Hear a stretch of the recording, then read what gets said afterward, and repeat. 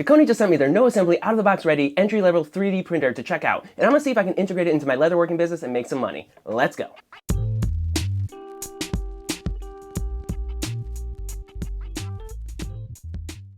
Now you might be asking why a leatherworker with no 3D printing experience would want to check out a 3D printer. And that's a very fair question since I had the exact same one when they first reached out. But I figured if it was truly as out-of-the-box ready and easy to use as they claimed, I might be able to use it to make some custom leather debossing stamps. And I could use those stamps to add some customization for people or companies when I get commissioned batch jobs, and I could charge a little extra. So I figured why not give it a shot. Now the Kokoni app comes pre-filled with lots of fun little projects to print, but like I said, I'm mostly interested in making custom debossing stamps. So I simply uploaded a file a buddy made for me into the app, and then quickly adjusted for the size I wanted, centered it, and then pressed the print button, and it was off and running.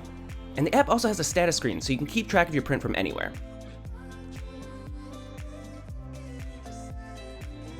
And about 30 minutes later, I had my very first print.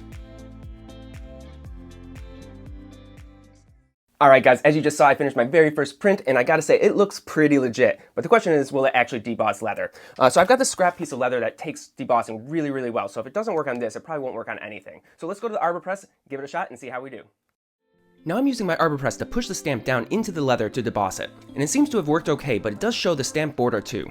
So my first thought was I needed to make the logo deeper. But then when I looked at the stamp closer, you can see that the logo section got kind of smushed.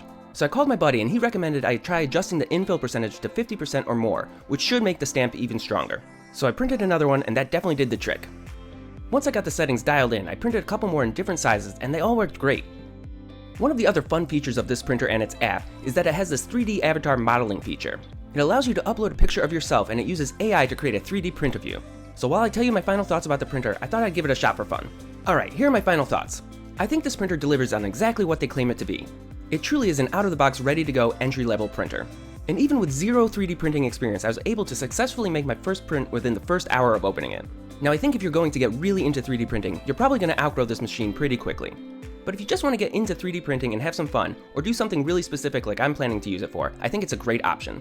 And if you want to pick one up for yourself, I have a link in my description for where to get one. I hope you found this helpful, and as always, thanks for watching.